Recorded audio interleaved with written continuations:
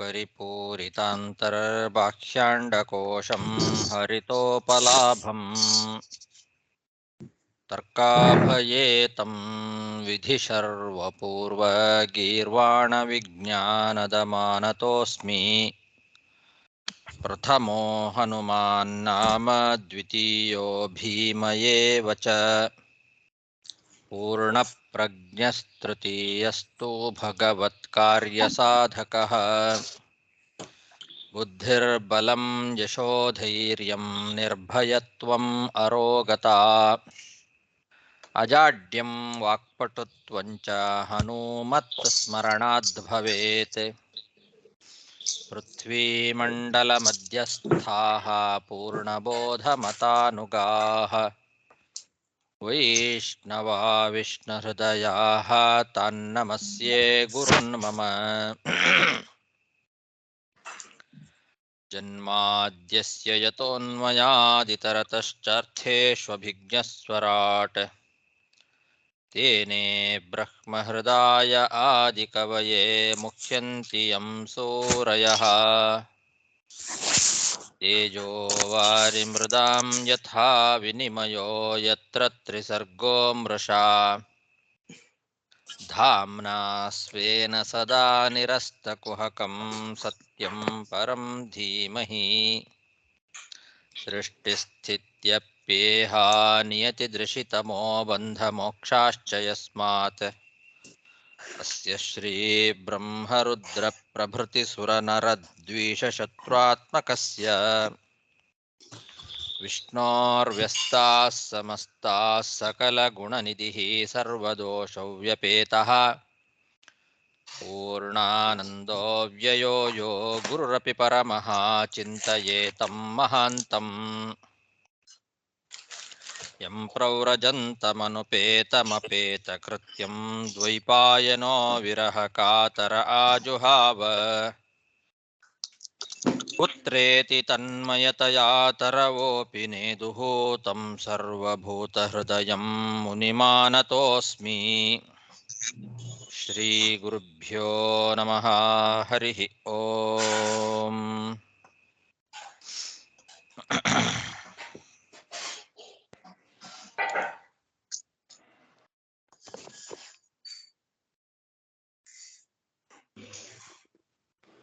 ಶ್ರೀಮದ್ಭಾಗವತದ ಚತುರ್ಥ ಸ್ಕಂದದಲ್ಲಿ ಮೊದಲನೇ ಅಧ್ಯಾಯದಲ್ಲಿ ಇವತ್ತು 64ನೇ ಶ್ಲೋಕ.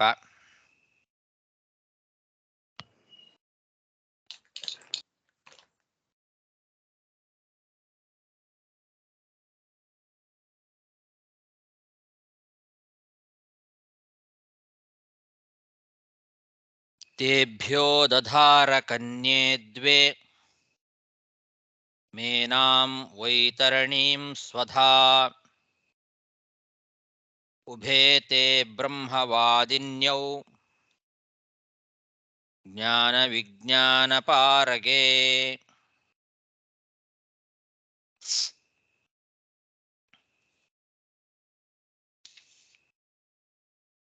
ದಕ್ಷ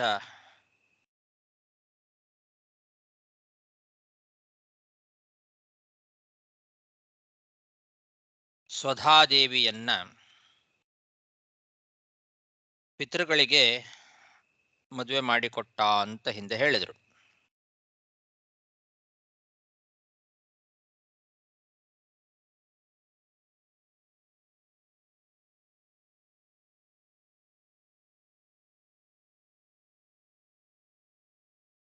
ದಕ್ಷ ಪ್ರಜಾಪತಿಯ 13 ಜನ ಮಕ್ಕಳಲ್ಲಿ 16 ಜನ ಮಕ್ಕಳಲ್ಲಿ 13 ಮಂದಿ ಯಮಧರ್ಮನಿಗೆ,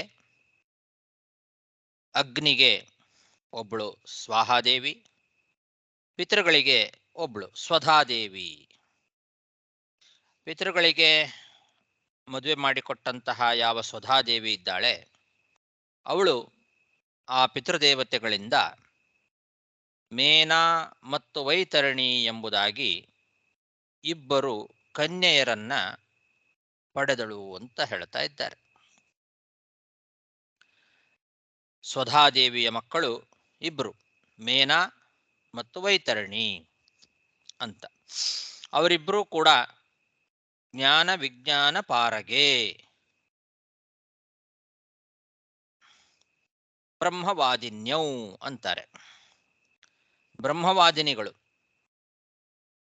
ಜ್ಞಾನ ವಿಜ್ಞಾನ ಪಾರಗರಾದಂಥವರು ಬ್ರಹ್ಮವಾದಿಗಳು, ವೇದ ವಿಚಾರ ವಿಚಕ್ಷಣರಾಗಿರ್ತಕ್ಕಂಥವರು,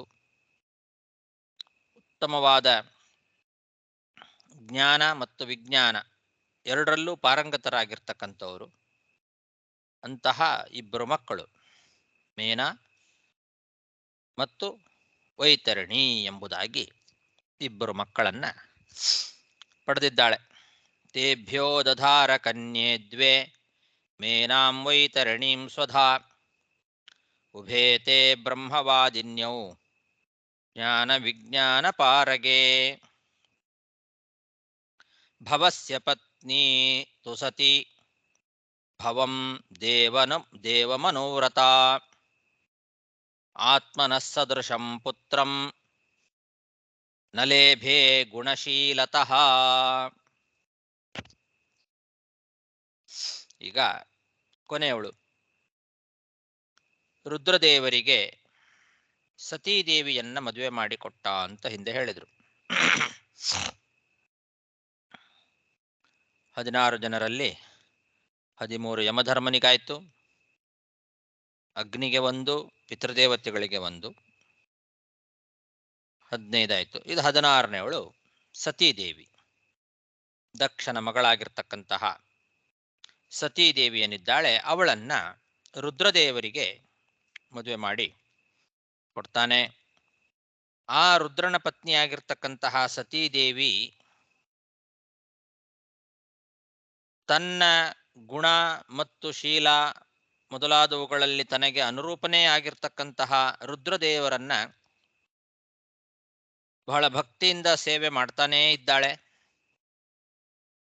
ಆ ರೀತಿ ಸೇವೆ ಮಾಡ್ತಾ ಇದ್ರೂ ಕೂಡ ಅವಳಿಗೆ ಅನೇಕ ವರ್ಷಗಳಾದರೂ ಕೂಡ ಪುತ್ರ ಸಂತತಿ ಆಗಲಿಲ್ಲ. ಸತೀದೇವಿಗೆ ರುದ್ರದೇವರಿಂದ ಯಾರೂ ಮಕ್ಕಳಾಗಲಿಲ್ಲಂತೆ. ಭವಸ್ಯ ಪತ್ನಿ ತು ಸತಿ ಭವಂ ದೇವಮನೋವ್ರತಾ ಆತ್ಮನಃ ಸದೃಶಂ ಪುತ್ರಂ ನ ಲೇಭೆ ಗುಣಶೀಲತಃ.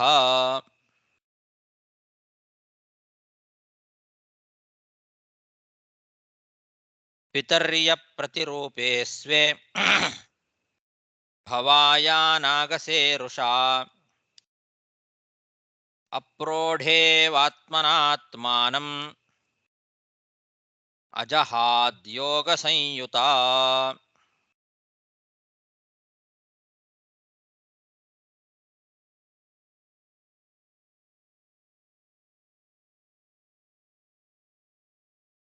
ಯಾಕೆ ಸತೀದೇವಿಗೆ ರುದ್ರದೇವರಿಂದ ಮಕ್ಕಳಾಗಲಿಲ್ಲ ಅಂತಂದ್ರೆ,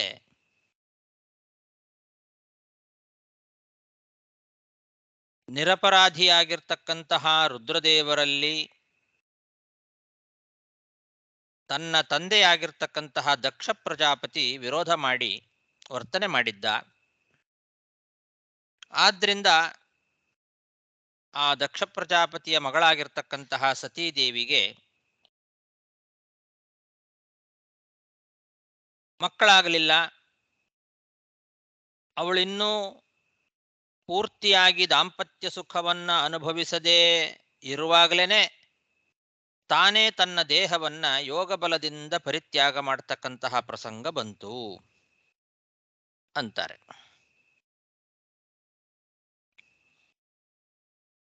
ಅಪ್ರೋಢ ಇವ ಆತ್ಮನಾತ್ಮಾನಂ ಅಜಹಾದ್ ಯೋಗ ಸಂಯುತ.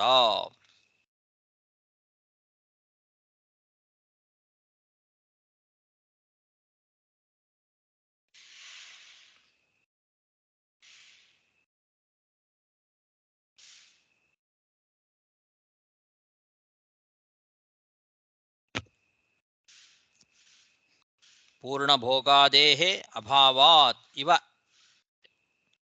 ಶಬ್ದ ಅಂತ. ತಾನು ಇನ್ನೂ ಪೂರ್ತಿಯಾಗಿ ದಾಂಪತ್ಯ ಸುಖವನ್ನು ಅನುಭವಿಸದೇ ಇರುವಾಗಲೇ ತನ್ನ ದೇಹವನ್ನು ತಾನು ಬಲಾತ್ಕಾರದಿಂದ ಪರಿತ್ಯಾಗವನ್ನು ಮಾಡತಕ್ಕಂತಹ ಪ್ರಸಂಗ ಬಂತು. ಹಾಗಾಗಿ ಆ ಸತೀದೇವಿಯಲ್ಲಿ ಮಕ್ಕಳಾಗಲಿಲ್ಲ ಅಂತ ಹೇಳ್ತಾ ಇದ್ದಾರೆ. ಇಲ್ಲಿ ಅಪ್ರೋಢ ಇವ ಅಂತ ಪದ ಇದೆ. ಅಪ್ರೋಢ ಇವ ಆತ್ಮನಾತ್ಮಾನಂ ಅಜಹಾತ್, ಆತ್ಮನಾತ್ಮಾನಮಜಹಾತ್ ಅಂತ. ಪ್ರೌಢ ಅಂತಂದ್ರೆ ಮದುವೆ ವಯಸ್ಸು, ಪ್ರೌಢ ಆಗೋದು ಅಂದ್ರೆ ಮದುವೆಯಲ್ಲಿ ಸ್ವೀಕೃತಳಾದವಳು ಅಂತ ಅರ್ಥ, ಮದುವೆ ಮಾಡಿಕೊಂಡವಳು. ಅಪ್ರೌಢ ಅಂತಂದ್ರೆ ಇನ್ನು ಮದುವೆ ಆಗದೇ ಇರುವವಳು ಅನ್ನೋ ಅರ್ಥ ಬರ್ತದೆ. ಇವ ಅಂತನ್ನೋ ಶಬ್ದವನ್ನ ಸೇರಿಸ್ಕೊಂಡ್ರೆ ಮದುವೆ ಆಗಿದ್ರೂ ಕೂಡ ಆಗದೇ ಇರುವವಳಂತೆ ಅನ್ನೋ ಅರ್ಥ ಅಪ್ರೌಢ ಇವ ಎಂಬ ಪಾಠ ಕೊಡ್ತದೆ. ಪ್ರೌಢ ಅನ್ನೋ ಶಬ್ದಕ್ಕೆ ಮದುವೆ ಆದವಳು ಅಂತ ಅರ್ಥ, ಅಪ್ರೌಢ ಅಂದ್ರೆ ಮದುವೆ ಆಗದೇ ಇರುವವಳು ಅಂತ ಅರ್ಥ. ಸತೀದೇವಿಗೆ ಮದುವೆ ಆಗಿದೆ, ಆದರೂ ಮಕ್ಕಳಾಗಿಲ್ಲ. ಮದುವೆ ಆದರೂ ಕೂಡ ಮದುವೆ ಆಗದೇ ಇರುವವಳಂತೆ ಇದ್ಲು. ಆದ್ರಿಂದ ಇವ ಅನ್ನೋ ಶಬ್ದವನ್ನು ಹಾಕಿದ್ದಾರೆ. ಅಪ್ರೌಢ ಇವ, ಅವಳು ಅಪ್ರೌಢ ಅಲ್ಲ, ಅಪ್ರೌಢ ಇವ ಅಂತ. ಅಂದ್ರೆ ಅವಳು ಇನ್ನೂ ಹೆಚ್ಚು ಕಾಲ ದಾಂಪತ್ಯ ಸುಖವನ್ನು ಅನುಭವಿಸಿರಲಿಲ್ಲ, ಅಷ್ಟರೊಳಗೆ ಪ್ರಾಣತ್ಯಾಗ ಮಾಡಿದ್ಲು ಅಂತ. ಹೀಗೆ ಅಪ್ರೌಢ ಇವ ಅನ್ನೋ ಶಬ್ದಕ್ಕೆ ಅರ್ಥ ಬರ್ತದೆ. ಬೇರೆ ವ್ಯಾಖ್ಯಾನಕಾರರಲ್ಲಿ ಅವರು ಅಪ್ರೌಢೈವ ಅನ್ನೋ ಪಾಠ ಇಟ್ಟುಕೊಂಡಿದ್ದಾರೆ. ಅಪ್ರೌಢ ಇವ ಅಲ್ಲ, ಅಪ್ರೌಢೈವ ಅಂತ ಪಾಠ ಅವರ ಪ್ರಕಾರ. ಅಪ್ರೌಢ ಅಂದ್ರೆ ಪ್ರೌಢಾವಸ್ಥೆಗೆ ಬರದೇ ಇರತಕ್ಕಂಥವಳು ಅಂತ. ಏವಕಾರದಿಂದ ಸರ್ವಥಾ ಅಪ್ರಾಪ್ತ ವಯಸ್ಕಳೇ ಅಂತ ಅರ್ಥ ಬರ್ತದೆ. ಅವಳು ಸರ್ವಥಾ ಪ್ರಾಪ್ತ ವಯಸ್ಕಳಾಗಿರಲಿಲ್ಲ, ಆವಾಗಲೇ ತಾನು ದೇಹತ್ಯಾಗ ಮಾಡಿದ್ಲು ಅನ್ನೋ ಅರ್ಥ ಬರುವಂತೆ ಅಪ್ರೌಢೈವ ಅನ್ನೋ ಪಾಠ ಇಟ್ಟುಕೊಂಡಿದ್ದಾರೆ.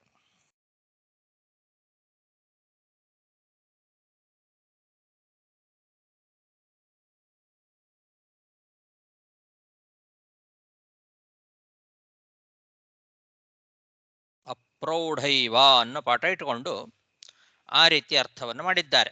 ಆದರೆ ಅದು ಸರಿಯಲ್ಲ. ಯಾಕೆ ಅಂದರೆ ಮುಂದೆ 3ನೇ ಅಧ್ಯಾಯದಲ್ಲಿ 24ನೇ ಶ್ಲೋಕದಲ್ಲಿ, 3ನೇ ಅಧ್ಯಾಯದ 24ನೇ ಶ್ಲೋಕದಲ್ಲಿ ತ್ವಯಾ ನಿರೀಕ್ಷೋ ನ ಪಿತಾಪಿ ದೇಹಕೃದ್ ದಕ್ಷೋ ಮಮದ್ವಿಟ್ ತದನುವ್ರತಾಶ್ಚ ಯೇ ಯೋ ವಿಶ್ವಸೃಗ್ಯಜ್ಞಗತಂ ವರೋರು ಮಾಂ ಅನಾಸಗಂ ದುರ್ವಚಸಾ ಕರೋತ್ ತಿರಹ ಅಂತ ಬರ್ತದೆ. ಮುಂದೆ 3ನೇ ಅಧ್ಯಾಯದ 24ನೇ ಶ್ಲೋಕ. ಅಲ್ಲಿ ವರೋರು ಅನ್ನೋ ಪದ ಇದೆ. ವರ ಉರು ಅಂದ್ರೆ ಸುಂದರವಾದ ತೊಡೆ ಉಳ್ಳವಳು, ಊರು ಅಂದ್ರೆ ತೊಡೆ. ವರ ಉರು ಅಂದ್ರೆ ಸುಂದರವಾದ ತೊಡೆಗಳುಳ್ಳವಳು, ಆಕರ್ಷಕವಾದ ತೊಡೆ ಉಳ್ಳವಳು. ದಕ್ಷ ಪ್ರಜಾಪತಿ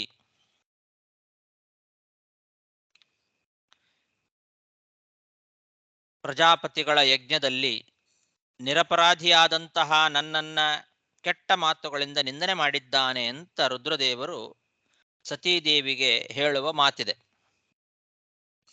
ಅಲ್ಲಿ ವರೋರು ಸುಂದರ ತೊಡೆಯವಳು ಅಂತ ಸಂಬೋಧನೆ ಮಾಡೋದು ಯಾಕೆ? ಅಲ್ಲಿ ಅವಳ ತೊಡೆಯನ್ನ ವರ್ಣನೆ ಮಾಡುವ ಸಂದರ್ಭ ಅಲ್ಲ ಇದು. ಅಲ್ಲಿ ಯಾಕೆ ಆ ರೀತಿ ಅವಳನ್ನ ಸಂಬೋಧನೆ ಮಾಡಿದ್ದು ಅಂತ. ಇದಕ್ಕೆ ಗಿರಿಧರಿಯ ವ್ಯಾಖ್ಯಾನದಲ್ಲಿ ಅದು ಪ್ರೀತಿಯಿಂದ ಸಂಬೋಧನೆ ಮಾಡುವ ರೀತಿ. ರುದ್ರದೇವರು ಅವಳನ್ನ ವರೋರು ಅಂತ ಬಹಳ ಪ್ರೀತಿಯಿಂದ, ನನ್ನ ಪ್ರೀತಿ ನಿನಗೆ ಬೇಕು ಅಂತಾಗಿದ್ರೆ ನೀನು ದಕ್ಷನ ಮನೆಗೆ ಹೋಗಬೇಡ ಅನ್ನೋ ಅಭಿಪ್ರಾಯದಿಂದ ಪ್ರೀತಿಯಿಂದ ವರೋರು ಅಂತ ಆ ಸತೀದೇವಿಯನ್ನು ಕುರಿತು ರುದ್ರದೇವರು ಹೇಳಿದ್ದು ಅಂತ ಗಿರಿಧರಿಯ ವ್ಯಾಖ್ಯಾನದಲ್ಲಿ ಹೇಳಿದ್ದಾರೆ. ವಂಶೀಧರಿಯ ವ್ಯಾಖ್ಯಾನದಲ್ಲಿ ಅದನ್ನು ಯಾಕೆ ಹೇಳಿದ್ದಾರೆ ಅಂತ ಅನ್ನೋದಕ್ಕೆ ಅವರು ಹೀಗೆ ವ್ಯಾಖ್ಯಾನ ಮಾಡ್ತಾರೆ. ಈ ತೊಡೆ ಮುಂತಾದ ಗುಪ್ತಾಂಗಗಳನ್ನ ನೋಡೋನು ತಂದೆಗಿಂತಲೂ ಹೆಚ್ಚಾಗಿ ಸ್ತ್ರೀಗೆ ಪ್ರಿಯಕರ ಅಂತ ಕರೆಸ್ಕೊಳ್ತಾನೆ. ಆದ್ದರಿಂದ ಪ್ರಿಯಕರನಾದ ನನ್ನನ್ನು ಬಿಟ್ಟು ನಿನ್ನ ತಂದೆ ಹತ್ರ ನೀನು ಹೋಗಬೇಡ ಅಂತ ಈ ರೀತಿ ರುದ್ರದೇವರು ಹೇಳ್ತಾ ಇದ್ದಾರೆ ಅಂತ ವಂಶೀಧರಿಯ ವ್ಯಾಖ್ಯಾನದಲ್ಲಿ ಹೇಳಿದ್ದಾರೆ. ವರೋರು ಅಂತಂದ್ರೆ ತೊಡೆ ಮುಂತಾದ ಗುಪ್ತಾಂಗಳನ್ನ ನೋಡ್ತಕ್ಕಂಥವನು ಅವನು ತಂದೆಗಿಂತಲೂ ಹೆಚ್ಚು ಪ್ರಿಯಕರ. ಆದ್ದರಿಂದ ನಾನು ನಿನಗೆ, ನಿನ್ನ ತಂದೆಗಿಂತಲೂ ನಾನೇ ನಿನಗೆ ಹೆಚ್ಚು ಪ್ರಿಯಕರ, ನನ್ನನ್ನು ಬಿಟ್ಟು ನೀನು ನಿನ್ನ ತಂದೆ ಮನೆಗೆ ಹೋಗಬೇಡ ಅಂತ ಈ ಅಭಿಪ್ರಾಯದಿಂದ ವರೋರು ಅನ್ನೋ ಶಬ್ದವನ್ನು ಪ್ರಯೋಗ ಮಾಡಿ ರುದ್ರ ಹೇಳ್ತಾ ಇದ್ದಾನೆ ಅಂತ ಇದು ವಂಶೀಧರಿಯ ವ್ಯಾಖ್ಯಾನದಲ್ಲಿದೆ. ಪ್ರೀತಿಯಿಂದ ಸತೀದೇವಿಯ ಗುಪ್ತಾಂಗಗಳನ್ನ ಶಿವ ನೋಡ್ತಾ ಇದ್ದಾನೆ, ಅವಳ ತಂದೆ ನೋಡ್ತಾ ಇಲ್ಲ ಅಂದ ಮೇಲೆ ಸತಿ ಸರ್ವಥಾ ಅಪ್ರಾಪ್ತ ವಯಸ್ಕಳಾಗಿದ್ಲು ಅನ್ನೋದು ಸರಿ ಆಗೋದಿಲ್ಲ. ರುದ್ರದೇವರು ಪ್ರೀತಿಯಿಂದ ಗುಪ್ತಾಂಗಗಳನ್ನು ನೋಡ್ತಾ ಇದ್ದಾನೆ, ತಂದೆ ನೋಡ್ತಾ ಇಲ್ಲ ಅಂದ ಮೇಲೆ ಅವಳು ಪ್ರಾಪ್ತ ವಯಸ್ಕಳೇ ಆಗಿದ್ಲು ಅನ್ನೋದು ಸಿದ್ಧವಾಗ್ತದೆ. ಹಾಗಾಗಿ ಅಪ್ರೌಢೈವ ಅನ್ನೋ ಪಾಠ ಇಟ್ಟುಕೊಂಡು ಅವಳು ಪ್ರಾಪ್ತ ವಯಸ್ಕಳಾಗಿರ್ಲಿಲ್ಲ ಅನ್ನೋ ಅರ್ಥವನ್ನ ಮಾಡಿ ಈ ರೀತಿ ಅವರು ವ್ಯಾಖ್ಯಾನ ಮಾಡಿದ್ದು ಸರಿ ಆಗೋದಿಲ್ಲ. ಪ್ರೌಢ ವಯಸ್ಕಳಾಗಿದ್ಲು ಅಂತಾನೆ ಅವರು ಇಟ್ಕೊಳ್ಬೇಕಾಗ್ತದೆ. ಇನ್ನು ಅಪ್ರೌಢೇವ ಅನ್ನೋ ಪಾಠಾಂತರವನ್ನು ಕೂಡ ಗಿರಿಧರಿಯ ವ್ಯಾಖ್ಯಾನದಲ್ಲಿ ಇಟ್ಕೊಂಡಿದ್ದಾರೆ. ಎರಡೂ ರೀತಿಯೂ ಇದೆ ಅಂತ ಹೇಳ್ತಾರೆ. ಅಪ್ರೌಢೈವ ಮಾತ್ರ ಅಲ್ಲ, ಅಪ್ರೌಢ ಇವ ಅನ್ನೋ ನಾವು ಇಟ್ಟುಕೊಂಡಿರೋ ವ್ಯಾಖ್ಯಾನ ಪಾಠ ಅದು ಕೂಡ ಇದೆ ಅಂತ ಗಿರಿಧರಿಯ ವ್ಯಾಖ್ಯಾನದಲ್ಲಿ ಹೇಳಿದ್ದಾರೆ. ಆವಾಗ ಅದರ ಅಭಿಪ್ರಾಯ ಸತೀದೇವಿ ಪ್ರೌಢ ಸ್ತ್ರೀಯಂತೆ ದೂರದೃಷ್ಟಿ ಉಳ್ಳವಳಲ್ಲ. ಪ್ರೌಢ ಸ್ತ್ರೀಯರಿಗೆ ಹೇಗೆ ದೂರದೃಷ್ಟಿ ಇರ್ತದೋ ಹಾಗೆ ದೂರದೃಷ್ಟಿ ಉಳ್ಳವಳಲ್ಲ ಅನ್ನೋ ಅಭಿಪ್ರಾಯ. ಆದ್ರಿಂದ ಪತಿ ಆಜ್ಞೆಯನ್ನ ಸ್ವೀಕಾರ ಮಾಡಿ ಪತಿಯ ಹತ್ತಿರದಲ್ಲೇ ಇರದೆ ತಿರಸ್ಕಾರ ಮಾಡಿ ದಕ್ಷನ ಮನೆಗೆ ಹೋದ್ಲು, ಜಗಳಾಡಿ ಅಲ್ಲಿ ಕೋಪದಿಂದ ಪ್ರಾಣತ್ಯಾಗ ಮಾಡಿದ್ಲು ಅಂತ ಗಿರಿಧರಿಯ ವ್ಯಾಖ್ಯಾನ. ಎರಡೂ ಪಾಠವನ್ನ ಇಟ್ಟುಕೊಂಡು ಮೊದಲನೇ ಪಾಠದಲ್ಲಿ ಅವರು ಅಪ್ರೌಢೈವ ಅನ್ನೋ ಪಾಠವನ್ನೇ ಇಟ್ಟುಕೊಂಡು ಅವರು ವರೋರು ಅಂತ ವ್ಯಾಖ್ಯಾನ ಮಾಡಿ ಪ್ರೀತಿಯಿಂದ ಸಂಬೋಧನೆ ಮಾಡಿದ್ದು ಅಂತೆಲ್ಲ ಹೇಳಿದ್ದಾರೆ. ಇನ್ನೊಂದು ರೀತಿ ವ್ಯಾಖ್ಯಾನನು ಅಪ್ರೌಢೇವ ಅನ್ನೋ ಪಾಠವನ್ನು ಸ್ವೀಕಾರ ಮಾಡಿ ಹೀಗೂ ಪಾಠ ಇದೆ, ಅದಕ್ಕೆ ಈ ರೀತಿ ಅರ್ಥ: ಪ್ರೌಢ ಸ್ತ್ರೀಯಂತೆ ದೂರದೃಷ್ಟಿ ಉಳ್ಳವಳಲ್ಲ, ಅಪ್ರೌಢಳಂತೆ ಪತಿ ಆಜ್ಞೆಯನ್ನ ಸ್ವೀಕಾರ ಮಾಡದೆ ತಿರಸ್ಕಾರ ಮಾಡಿ ತಂದೆ ಮನೆಗೆ ಹೋದ್ಲು, ಅಲ್ಲಿ ಹೋಗಿ ಜಗಳಾಡಿ ಪ್ರಾಣತ್ಯಾಗ ಮಾಡಿದ್ಲು ಅಂತ ಈ ರೀತಿ ಗಿರಿಧರಿಯ ವ್ಯಾಖ್ಯಾನದಲ್ಲಿ ಇನ್ನೊಂದು ಪಾಠವನ್ನು ಸ್ವೀಕಾರ ಮಾಡಿ ಈ ರೀತಿ ಅರ್ಥ ಹೇಳಿದ್ದಾರೆ. ಇದು ಸರಿಯಲ್ಲ. ಯಾಕೆ ಅಂದ್ರೆ ಸತೀದೇವಿಗೆ ದಕ್ಷ ಮಾಡಿದ ಅಪರಾಧ ಅದು ತನ್ನ ಪತಿಯಾದ ಶಿವನ ಮಾತಿನಿಂದಲೇ ತಿಳಿದಿತ್ತು. ನಿಮ್ಮಪ್ಪ ಏನು ಅನ್ಯಾಯ ಮಾಡಿದ್ದಾನೆ ಅನ್ನೋದನ್ನ ಸತೀದೇವಿಗೆ ಇಲ್ಲೇ ಹೇಳಿಬಿಟ್ಟಿದ್ದ ರುದ್ರ. ಆದರೂ ಅದನ್ನ ಕಣ್ಣಾರೆ ಕಂಡು ತಾನು ಅದನ್ನ ಖಚಿತಪಡಿಸ್ಕೊಳ್ಬೇಕಾಗಿತ್ತು. ಅದಕ್ಕೆ ಆ ದಕ್ಷನ ಮುಂದೆನೆ ಅವನಿಂದ ಹುಟ್ಟಿದ ತನ್ನ ಶರೀರವನ್ನ ಅವನ ಮುಂದೆನೇ ತ್ಯಾಗ ಮಾಡಿ ಅವನಿಗೆ ಬುದ್ಧಿ ಕಲಿಸಬೇಕಾಗಿತ್ತು. ಇಷ್ಟೆಲ್ಲ ದೂರದೃಷ್ಟಿ ಇದೆ ಅವಳಿಗೆ. ಹೀಗಿರುವಾಗ ದೂರದೃಷ್ಟಿ ಇರಲಿಲ್ಲ ಅಂತ ವ್ಯಾಖ್ಯಾನ ಮಾಡೋದು ಸರಿಯಲ್ಲ. ಸತೀದೇವಿಗೆ ಅಪ್ರೋಢೇವ, ದೂರದೃಷ್ಟಿ ಇಲ್ಲದೆ ಇರುವವಳಂತೆ, ಅವಳು ಗಂಡನ ಮಾತನ್ನ ಮೀರಿಯೂ ಹೋದ್ಲು ಅಂತನ್ನೋದು ಸರಿಯಲ್ಲ. ಅವಳು ದೂರದೃಷ್ಟಿ ಬಹಳ ಇತ್ತವಳಿಗೆ, ಇಷ್ಟೆಲ್ಲ ಅಭಿಪ್ರಾಯ ಇತ್ತವಳಿಗೆ. ಅವಳು ಹೋಗಿದ್ದೆ ಅದಕ್ಕೋಸ್ಕರ. ಇಲ್ಲಾಂದ್ರೆ ಅಪರಾಧ ಮಾಡಿದಾನೆ ನಿಮ್ಮಪ್ಪ ಅಂತ ರುದ್ರದೇವರು ಹೇಳಿದಾಗಲೇನೆ ಗೊತ್ತಾಗ್ಬಿಟ್ಟಿದೆ ಅವಳಿಗೆ, ಹೌದು ಅಪರಾಧ ಮಾಡಿದಾನೆ ಅಂತ. ಅದನ್ನ ತಾನು ಕಣ್ಣಾರೆ ಕಂಡು ಅದನ್ನ ಗ್ಯಾರಂಟಿ ಮಾಡಿಕೊಂಡು ಆಮೇಲೆ ಆ ಅಪ್ಪನಿಗೆ ತಾನು ಬುದ್ಧಿ ಕಲಿಸ್ಬೇಕು. ಅವನಿಂದ ಹುಟ್ಟಿದ ಆ ಶರೀರ ಅವನ ಕಣ್ಣ ಮುಂದೆನೆ ನಾನು ಪರಿತ್ಯಾಗ ಮಾಡಿ ಅವನಿಗೆ ಬುದ್ಧಿ ಕಲಿಸ್ಬೇಕು ಅಂತ ಇಷ್ಟೆಲ್ಲ ದೂರದೃಷ್ಟಿಯಿಂದಲೇ ಅವಳು ಹೋಗಿದ್ದು. ಹೀಗಿರುವಾಗ ದೂರದೃಷ್ಟಿ ಇರಲಿಲ್ಲ ಅಂತ ಅರ್ಥ ಮಾಡೋದು ಸರಿಯಲ್ಲ. ಇನ್ನು ದಕ್ಷ ಏನೊಂದು ಯಜ್ಞ ಮಾಡ್ತಾ ಇದ್ದಾನೆ, ಆ ಯಜ್ಞಕ್ಕೆ ಅವಳು ಹೋಗದೇ ಇದ್ರೂ ಅವಳು ದಕ್ಷನ ಮೇಲಿನ ಕೋಪದಿಂದ ಇಲ್ಲೇ ಕೈಲಾಸದಲ್ಲೇನೆ ಪ್ರಾಣತ್ಯಾಗ ಮಾಡ್ಕೋತಿದ್ಲು. ಅಲ್ಲಿಗೆ ಹೋಗೇ ಮಾಡಬೇಕು ಅಂತೇನಿಲ್ಲ, ಇಲ್ಲೇ ಮಾಡ್ಕೋತಿದ್ಲು ಅವಳು. ಅದನ್ನ ಇಲ್ಲಿ ಮುಂದೆ 4ನೇ ಅಧ್ಯಾಯದಲ್ಲಿ ಹೇಳ್ತಾರೆ. ಪತ್ನ್ಯಂಗನಾಶಂ ಶುಭಯತ್ರ ಚಿಂತಯನ್ ಅಂತ ಬರ್ತದೆ. ಅದಕ್ಕೂ ಮುಂದೆ ಪಿತ್ರೋ ರಗಾತ್ ಸ್ತ್ರೈಣ ವಿಮೂಢಧೀರ್ ಗೃಹಾನ್ ಅಂತ, ಸ್ತ್ರೀ ಸ್ವಭಾವದಿಂದ ಅವಳ ಬುದ್ಧಿಗೆ ಮಂಕು ಕವಿದದ್ದರಿಂದ ಆ ಸತೀದೇವಿ ಗಂಡನನ್ನ ಬಿಟ್ಟು ತವರು ಮನೆಗೆ ಹೋದ್ಲು ಅಂತ ಅದನ್ನು ಹೇಳಿದ್ದಾರೆ. ಆದರೆ ಅದು ಅಜ್ಞಸ್ತ್ರೀ ಜನರ ಸ್ವಭಾವವನ್ನು ಹೇಳಿದ್ದಷ್ಟೇ, ದೇವತಾ ಸ್ತ್ರೀಯರದಲ್ಲ. ಸಾಧಾರಣ ಲೋಕದ ಸ್ತ್ರೀಯರು ಅವರ ಬುದ್ಧಿಗೆ ಮಂಕು ಕವಿದಿರ್ತದೆ. ಅವರು ಗಂಡನನ್ನ ತಿರಸ್ಕಾರ ಮಾಡಿ ತವರು ಮನೆಗೆ ಹೋಗೋದು ಲೌಕಿಕರಾದ ಸ್ತ್ರೀಯರ ಸ್ವಭಾವವನ್ನು ಹೇಳಿದ್ದು, ದೇವತಾ ಸ್ತ್ರೀಯರದ್ದಲ್ಲ. ಅದರಲ್ಲೂ ಅರ್ಧನಾರೀಶ್ವರರು ಇವರು. ಪ್ರೀತಿಯಿಂದ ರುದ್ರದೇವರ ಅರ್ಧ ಶರೀರವನ್ನ ಪಡೆದಿರ್ತಕ್ಕಂತಹ ಆ ದೇವಿ ಅಜ್ಞಸ್ತ್ರೀ ಸ್ವಭಾವವನ್ನ ಅವಳು ಪ್ರದರ್ಶನ ಮಾಡಿರ್ತಾಳಷ್ಟೆ, ಸುಮ್ಮನೆ. ಅವಳಿಗೆ ಆ ರೀತಿ ಅಜ್ಞಾನ ಅನ್ನೋದು ಇರಲಿಲ್ಲ. ಲೋಕದ ದೃಷ್ಟಿಯಿಂದ ಲೌಕಿಕ ಸ್ತ್ರೀಯರಂತೆ ತಾನೂ ಕೂಡ ಪ್ರದರ್ಶನ ಮಾಡಿದ್ದಾಳೆ. ಆದ್ದರಿಂದ ಇಲ್ಲಿ ಅಪ್ರೋಢೇವಾ ಅನ್ನೋ ಪಾಠವನ್ನ ಇಟ್ಕೊಳ್ಬೇಕು. ಅದಕ್ಕೆ ಅರ್ಥ ಮದುವೆ ಆಗಿದ್ರೂ ಕೂಡ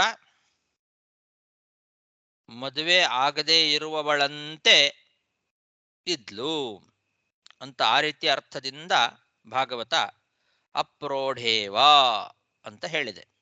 ಇದನ್ನ ಮಧ್ವಾಚಾರ್ಯರು ಅಪ್ರೋಢೇವಾ ಅಸ್ವೀಕೃತೇವ ಅಂತ ಅರ್ಥ ಬರೆದರು. ಅಪ್ರೋಢೇವ ಅನ್ನೋ ಪದಕ್ಕೆ ಅಸ್ವೀಕೃತೇವ ಇಷ್ಟೇ ಆಚಾರ್ಯರ ತಾತ್ಪರ್ಯ, ಬೇರೆ ಏನು ಬರಲಿಕ್ಕೆ ಹೋಗೋದಿಲ್ಲ. ಈ ಶ್ಲೋಕದಲ್ಲಿರುವ ಅಪ್ರೋಢೇವ ಅನ್ನೋ ಪದವನ್ನು ಸೂಚನೆ ಮಾಡಿ ಅದಕ್ಕೆ ಅರ್ಥ ಅಸ್ವೀಕೃತೇವ ಅಂತ ಅರ್ಥ ಬರೆದಿದ್ದಾರೆ. ಅಂದ್ರೆ ಅಪ್ರೋಢೇವ ಅಂದ್ರೆ ಮದುವೆಯಲ್ಲಿ ಸ್ವೀಕೃತಳಾಗದಿದ್ದವಳಂತೆ ಇದ್ಲು, ತನ್ನ ದೇಹವನ್ನ ತಾನು ತ್ಯಾಗ ಮಾಡಿದ್ಲು ಅಂತ. ಈ ರೀತಿ ಅಭಿಪ್ರಾಯದಿಂದ ಅಪ್ರೋಢೇವ ಅನ್ನೋ ಪದ ಇದೆ. ಇದಕ್ಕೆ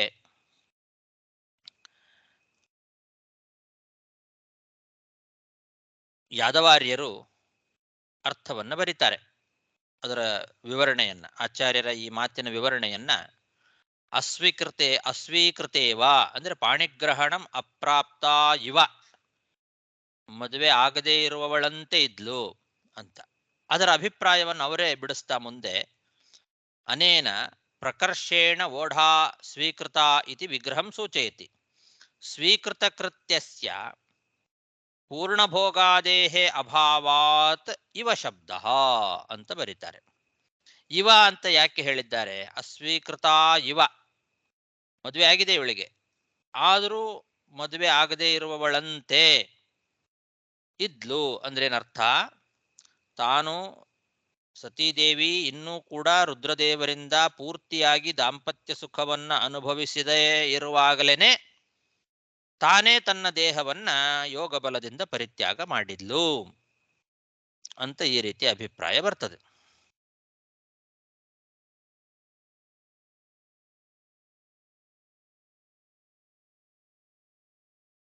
ಹಾಗಾಗಿ ಅಪ್ರೋಢೇವ ಅನ್ನೋ ಪಾಠವನ್ನು ಇಟ್ಟುಕೊಳ್ಬೇಕು.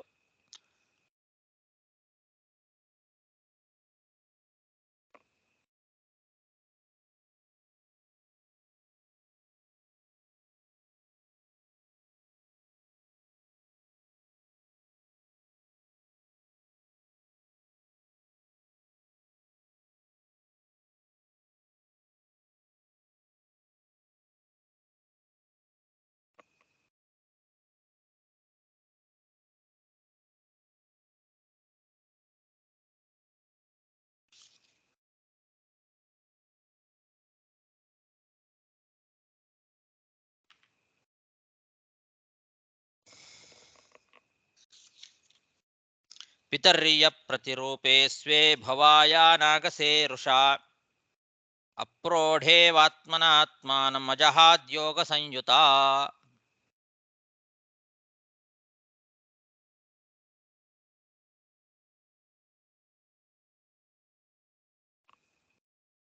इति श्रीमदानन्दतीर्थभगवत्पादाचार्य विरचिते श्रीमद्भागवत तात्पर्यनिर्णये चतुर्थस्कन्धे प्रथमोऽध्यायः इति श्रीमद्भागवते महापुराणे पारमहंस्यां संहितायां अष्टादशसाहस्र्यां चतुर्थस्कन्धे प्रथमोऽध्यायः. श्रीकृष्णार्पणमस्तु. श्रीगुरुभ्यो नमः. हरिः ಓಂ. ಮುಂದೆ ಎರಡನೇ ಅಧ್ಯಾಯ. ವಿದುರೌವಾಚ ಭವೇ ಶೀಲವತಾಂ ಶ್ರೇಷ್ಠೇ ದಕ್ಷೋ ದುಹಿತೃವತ್ಸಲಃ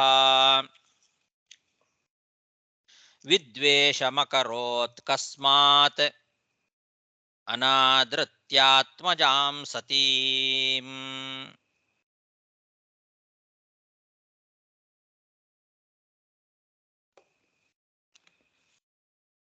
ಇಷ್ಟು ಮೈತ್ರೇಯ ಋಷಿಗಳು ವಿದುರನಿಗೆ ಹೇಳಿದರು. ಹಿಂದಿನ ಅಧ್ಯಾಯದ ಕೊನೆಯ ಶ್ಲೋಕ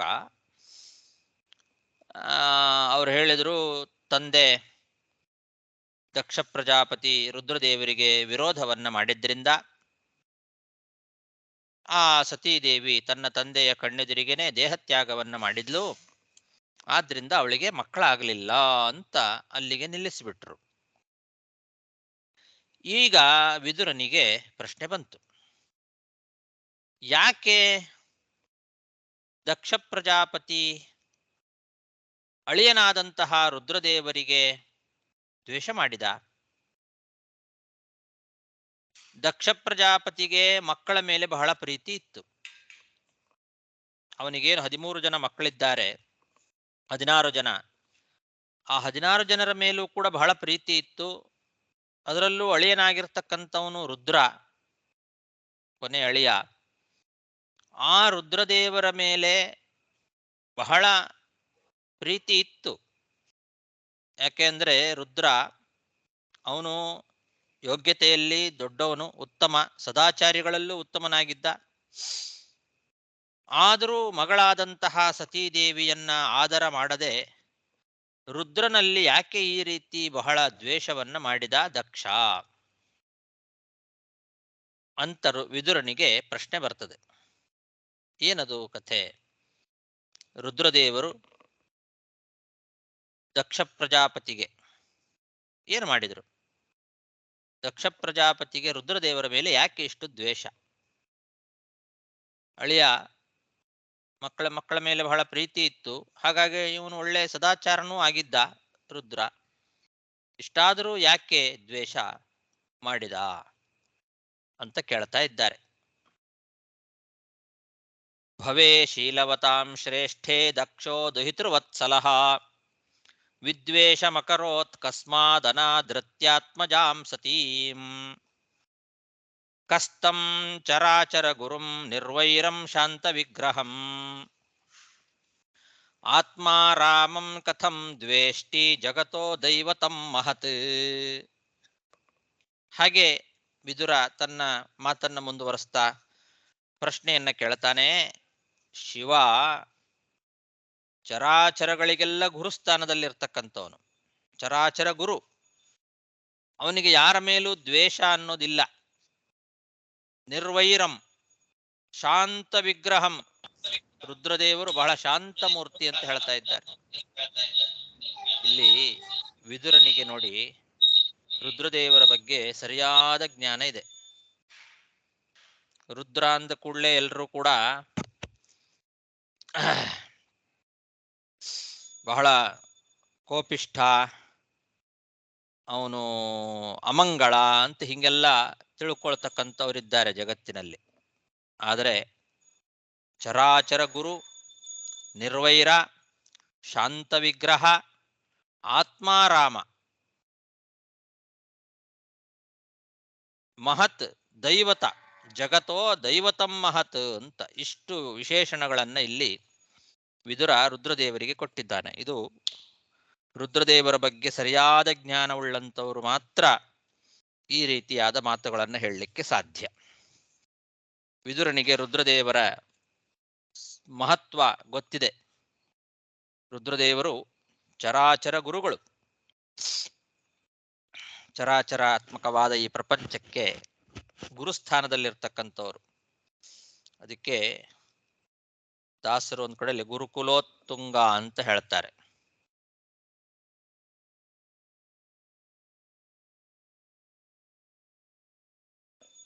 ಅಂತಹ ಸ್ಥಾನದಲ್ಲಿರ್ತಕ್ಕಂಥವ್ರು ನಿರ್ವೈರಂ, ಯಾರ ಮೇಲೂ ಸುಮ್ಮನೆ ವೈರ ಮಾಡ್ತಕ್ಕಂಥವ್ರಲ್ಲ, ಅನಾವಶ್ಯಕವಾದ ವೈರ ಮಾಡ್ತಕ್ಕಂಥವ್ರಲ್ಲ. ಶಾಂತ ವಿಗ್ರಹಂ, ಶಾಂತ ಸ್ವಭಾವದವರವರು ರುದ್ರದೇವರು, ಶಾಂತ ಮೂರ್ತಿ ಅದು. ಮತ್ತೆ ಆತ್ಮಾರಾಮ, ಯಾವಾಗಲೂ ಭಗವಂತನಲ್ಲೇ ಮನಸ್ಸನ್ನ ಇಟ್ಟವರು. ಎಷ್ಟು ಅದ್ಭುತವಾದ ತಪಸ್ಸನ್ನ ಮಾಡಿ ಆ ರುದ್ರ ಪದವಿಗೆ ಬಂದಿದ್ದಾರವರು. ಎಷ್ಟು ವರ್ಷಗಳ ಕಾಲ, ಎಷ್ಟು ಕಲ್ಪಗಳಲ್ಲಿ ಸಾಧನೆಯನ್ನ ಮಾಡಿ ಲವಣ ಸಮುದ್ರದಲ್ಲೆಲ್ಲ ಕೂತು ತಪಸ್ಸು ಮಾಡಿ ಅವರು ಭಗವಂತನನ್ನ ಒಲಿಸಿಕೊಂಡವರು. ಸದಾಕಾಲ ಭಗವಂತನಲ್ಲೇ ಮನಸ್ಸನ್ನ ಇಟ್ಟಿರ್ತಾರೆ ಅವರು. ಆತ್ಮಾರಾಮಂ, ಆತ್ಮಾರಾಮ ಅಂತಂದ್ರೆ ಭಗವಂತನಲ್ಲೇ ಮನಸ್ಸನ್ನ ಇಟ್ಟವರು ಅಂತ ಅರ್ಥ.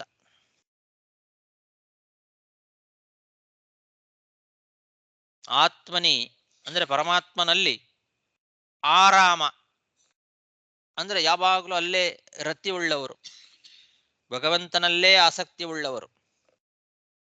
ಜಗತಃ ಮಹತ್ ದೈವತಂ, ಈ ಇಡೀ ಲೋಕಕ್ಕೆ ಮಹಾದೇವ, ದೊಡ್ಡ ದೇವ, ಸಾಧಾರಣ ಸಣ್ಣ ಪುಟ್ಟ ದೇವನೂ ಅಲ್ಲ. ಮತ್ತೆ ಜಗತೋ ಮಹತ್ ದೈವತಂ, ಜಗತ್ತಿನ ಮಹಾದೇವ. ಇಂತಹ ರುದ್ರದೇವರನ್ನ ದಕ್ಷ ಪ್ರಜಾಪತಿ ದ್ವೇಷ ಯಾಕೆ ಮಾಡಿದ? ಇದು ಪ್ರಶ್ನೆ. ಜಗತ್ತಿಗೆ ಚರಾಚರಗಳಿಗೆಲ್ಲ ಗುರುವಾಗದ ನಿರ್ವೈರನಾದ, ವೈರನೇ ಮಾಡೋದಿಲ್ಲ ಪಾಪ ಅವನು, ಯಾರ ಮೇಲೂ ವೈರ ಇಲ್ಲ, ಶಾಂತ ಸ್ವಭಾವದವನು, ಶಾಂತ ಮೂರ್ತಿ, ಆತ್ಮಾರಾಮ, ಸದಾ ಭಗವಂತನಲ್ಲೇ ಮನಸ್ಸನ್ನ ಇಟ್ಟು ಮನಸ್ಸಿನಲ್ಲಿ ಭಗವಂತನ ಚಿಂತನೆಯನ್ನೇ ಮಾಡ್ತಾ ಅದರಲ್ಲೇ ಆನಂದವನ್ನ ಅನುಭವಿಸ್ತಕ್ಕಂಥವನು ರುದ್ರ, ಜಗತ್ತಿಗೆಲ್ಲ ದೊಡ್ಡ ದೇವ. ಹೀಗಿರುವಾಗ ಇಂತಹ ರುದ್ರದೇವರ ಮೇಲೆ ದಕ್ಷ ಯಾಕೆ ದ್ವೇಷ ಮಾಡಿದ? ಕಸ್ತಂ ದ್ವೇಷ್ಟಿ, ಯಾಕೆ ಅವನನ್ನ ದ್ವೇಷ ಮಾಡಿದ? ಕಸ್ತಂ ಚರಾಚರ ಗುರುಂ ನಿರ್ವೈರಂ ಶಾಂತ ವಿಗ್ರಹಂ ಆತ್ಮಾರಾಮಂ ಕಥಂ ದ್ವೇಷ್ಟಿ ಜಗತೋ ದೈವತಂ ಮಹತ್. ಏತದಾಖ್ಯಾಹಿ ಮೇ ಬ್ರಹ್ಮನ್ ಜಾಮಾತು ಶ್ವಶುರಸ್ಯ ಚ ವಿದ್ವೇಷಸ್ತು ಯತ ಪ್ರಾಣಾನ್ ಅತ್ಯಜದ್ದುಸ್ತ್ಯಜಾನ್ ಸತಿ.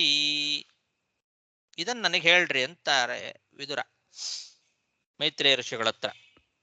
ನನಗಿದು ಬಹಳ ಕುತೂಹಲ ಉಂಟು ಮಾಡ್ತಾ ಇದೆ.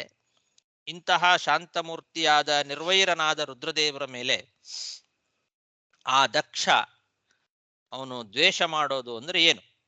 ಆ ದ್ವೇಷಕ್ಕೆ ಏನು ಕಾರಣ ಇತ್ತು? ಮತ್ತೆ ದಕ್ಷ ಅಂದ್ರೆ ಅವನೇನು ಸಾಧಾರಣ ಏನಲ್ಲ. ಮತ್ತೆ ಸುಮ್ಮನೆ ಕಾರಣ ಇಲ್ಲದೆ ದ್ವೇಷ ಅವನು ಮಾಡೋದಿಲ್ಲ. ಇಂತಹ ರುದ್ರದೇವರ ಮೇಲೆ ಅತ್ಯಂತ ಪ್ರೀತಿ ಉಳ್ಳಂತಹ ಮಗಳವಳು ಸತೀದೇವಿ. ಅವನು ಅಳಿಯ ಒಳ್ಳೆ ಸತ್ಪಾತ್ರ, ಶಾಂತ ಸ್ವಭಾವದವನು, ಆತ್ಮಾರಾಮ, ಯೋಗ್ಯತೆಯಲ್ಲಿ ಎಲ್ರಿಗಿಂತ ಹಿರಿಯ, ತನ್ನ ಅಳಿಯಂದ್ರಲ್ಲೇನೆ ಮಹಾ ಹಿರಿಯ ಸ್ಥಾನದಲ್ಲಿರ್ತಕ್ಕಂಥವನು. ಹೀಗಿರುವಾಗ ಅಂತಹ ರುದ್ರನ ಮೇಲೆ ದಕ್ಷನಾದಂತಹ ದಕ್ಷ, ಬ್ರಹ್ಮದೇವರ ಮಗ, ಅವನು ದ್ವೇಷ ಮಾಡೋದು ಅಂದ್ರೆ ಅದಕ್ಕೇನಾದರೂ ಮಹತ್ತರವಾದ ಕಾರಣ ಇರಲೇಬೇಕು ಅನ್ನೋದು ವಿದುರನಿಗೆ ಗೊತ್ತು. ಅದಕ್ಕೆ ಕೇಳ್ತಾ ಇದ್ದಾನೆ, ಅಂತಹ ದ್ವೇಷಕ್ಕೆ ಏನು ಕಾರಣ? ಅದು ಕೂಡ ಪ್ರಾಣ ಬಿಡೋದು ಅಂದ್ರೆ ಏನು ಸುಮ್ಮನೆನಾ? ಸತೀದೇವಿ ತನ್ನ ಪ್ರಾಣಗಳನ್ನೇ ತ್ಯಾಗ ಮಾಡಿದ್ಲು ತನ್ನ ತಂದೆಯ ಮುಂದೆ ಹೋಗಿ. ಪ್ರಾಣ ಬಿಡೋದು ಅಂದ್ರೆ ಅದು ಬಹಳ ಕಷ್ಟ, ಅದು ದುಸ್ತ್ಯಜಾನ್ ಅಂತಾರೆ. ಬಹಳ ಕಷ್ಟಕರವಾದದ್ದು ಪ್ರಾಣತ್ಯಾಗ ಮಾಡೋದು ಅನ್ನೋದು. ಅಷ್ಟು ಸುಲಭವಾದ ಕೆಲಸ ಅಲ್ಲ. ಆದರೂ ಈ ಅಳಿಯ ಮಾವಂದರ ದ್ವೇಷದಿಂದ ಸತೀದೇವಿ ತನ್ನ ಪ್ರಾಣಗಳನ್ನು ಬಿಡಬೇಕಾಯ್ತು ಅಂತಂದ್ರೆ ಅದು ಮಹಾದ್ವೇಷ ಇರಬೇಕು, ಸಾಧಾರಣ ದ್ವೇಷ ಅಲ್ಲ. ಮಹಾದ್ವೇಷ ಇದ್ರೆ ಮಾತ್ರ ಈ ಅಳಿಯ ಮಾವಂದರ ಜಗಳದ ಮಧ್ಯದಲ್ಲಿ ಆ ಮಗಳು ಪ್ರಾಣವನ್ನ ತ್ಯಾಗ ಮಾಡ್ತಕ್ಕಂಥ ಪ್ರಸಂಗ ಬರ್ತದೆ. ಅದು ಬಹಳ ಕಷ್ಟಕರವಾದದ್ದು ಪ್ರಾಣತ್ಯಾಗ ಮಾಡೋದು ಅನ್ನೋದು. ಅಂತಹ ಪ್ರಾಣತ್ಯಾಗ ಮಾಡುವಷ್ಟು ಅಳಿಯ ಮಾವಂದರ ದ್ವೇಷ ಏನಿತ್ತು? ಅದಕ್ಕೇನು ಕಾರಣ? ವಿದ್ವೇಷಸ್ತು ಯತಃ ಪ್ರಾಣಾನತ್ಯಜತೆ ದುಸ್ತ್ಯಜಾನ್ ಪ್ರಾಣಾನ್. ಪ್ರಾಣ ಬಿಡೋದು ದುಸ್ತ್ಯಜ, ಅಷ್ಟು ಸುಲಭವಾದದ್ದಲ್ಲ, ಬಹಳ ಕಷ್ಟಕರವಾದದ್ದು ಪ್ರಾಣತ್ಯಾಗ ಮಾಡೋದು ಅನ್ನೋದು. ಅಂತಹ ಪ್ರಾಣತ್ಯಾಗ ಮಾಡುವಷ್ಟು ದ್ವೇಷ ಅಳಿಯ ಮಾವಂದರಿಗೆ ಏನಿತ್ತು? ಯಾರು ಮಗಳು ಪ್ರಾಣತ್ಯಾಗ ಮಾಡುವಷ್ಟು ಅಳಿಯ ಮಾವಂದರಿಗೆ ದ್ವೇಷ. ಇದು ಹೇಗೆ ಬಂತು? ಇದಕ್ಕೆ ಕಾರಣ ಏನು? ಇದನ್ನ ನನಗೆ ವಿವರಣೆ ಮಾಡಿ ಹೇಳ್ರಿ ಅಂತ ವಿದುರ ಮೈತ್ರೇಯ ಋಷಿಗಳ ಹತ್ರ ಪ್ರಾರ್ಥನೆ ಮಾಡ್ಕೊಳ್ತಾ ಇದ್ದಾನೆ. ಏತದಾಖ್ಯಾಹಿ ಮೇ ಬ್ರಹ್ಮನ್ ಜಾಮಾತುಃ ಶ್ವಶುರಸ್ಯ ಚ ವಿದ್ವೇಷಸ್ತು ಯತ ಪ್ರಾಣಾನ್ ಅತ್ಯಜದ್ ದುಸ್ತ್ಯಜಾನ್ ಸತೀ. ಹೀಗೆ ಪ್ರಾಣತ್ಯಾಗ ಮಾಡುವಷ್ಟು ಏನು ಆಯ್ತು ಅದನ್ನು ನನಗೆ ವಿವರಣೆ ಮಾಡಿ ಹೇಳಿ ಅಂತ ವಿದುರನ ಪ್ರಶ್ನೆ. ಈ ರೀತಿ ಪ್ರಶ್ನೆಗೆ ಮೈತ್ರೇಯ ಋಷಿಗಳು ಉತ್ತರವನ್ನು ಹೇಳಲಿಕ್ಕೆ ಪ್ರಾರಂಭ ಮಾಡ್ತಾರೆ. ಆ ಕಥೆಯನ್ನ ಹೇಳ್ತಾರೆ, ಯಾಕೆ ಹೀಗಾಯ್ತು, ಏನು ನಡೀತು ಅಂತನ್ನೋದನ್ನ ಹೇಳಲಿಕ್ಕೆ ಪ್ರಾರಂಭ ಮಾಡ್ತಾರೆ. ಅದನ್ನ ಮತ್ತೆ ನಾಳೆ ದಿವಸ ನೋಡೋಣ. ಶ್ರೀಕೃಷ್ಣಾರ್ಪಣಮಸ್ತು.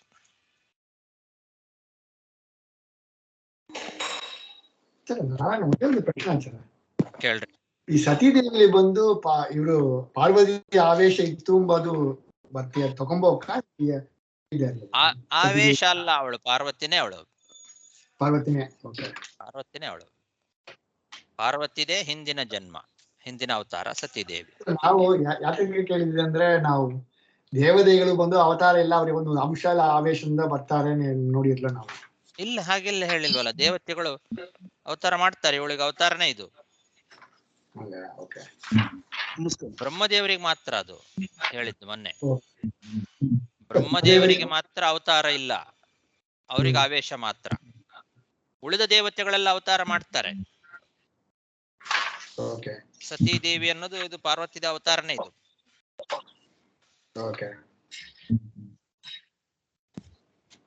ಸರಿ, ನಾನು ನೋಡ್ತಾನೆ.